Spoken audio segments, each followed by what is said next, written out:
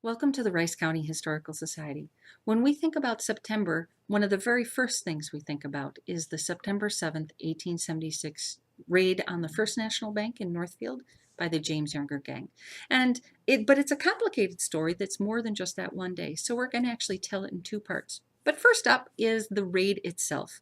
Again, it took place on September 7th, 1876 by the James Younger Gang.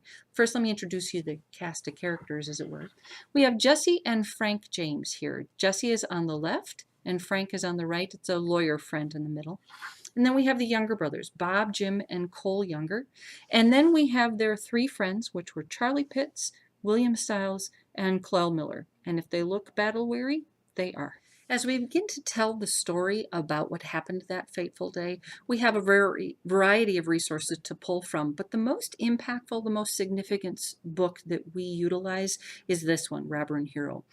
This exact book is actually a reprint of the original. The original was written by George Huntington back in the 1890s. And what's so amazing about this book, or really cool about this book, is that it was written with first-person account. That means that people who actually experienced the raid are told the story or told their experience to Mr. Huntington, who then wove that into the story. What we know is that on September 7th, 1876, the gang began robbing the bank. Now, it didn't happen immediately. They actually had approached town and been in town for a couple of hours scoping it out. But it was about 10 minutes of 2 that different groups of the men took up one of three stations. A couple of them went into the bank. A couple of them were right out front of the bank, just lounging casually, really there to prevent anybody from coming in. And 3 men were stationed nearby, and their job was to scare the citizens to go back inside. Within a short period of time, because of the bravery of the men inside the bank that refused to cooperate, it became clear to the gang that they were being discovered, they weren't getting the cooperation, and if they didn't want to die, they better get out of town.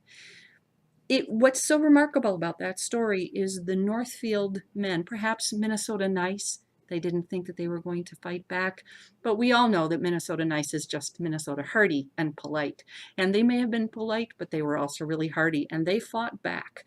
And after the raid, or after the gang fled town, there were actually 2 of the robbers that were dead.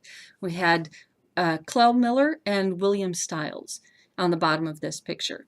And then the gang were pursued out of town by the posse. We'll continue this story next time. Rice County Historical Society, preserving the past for future generations.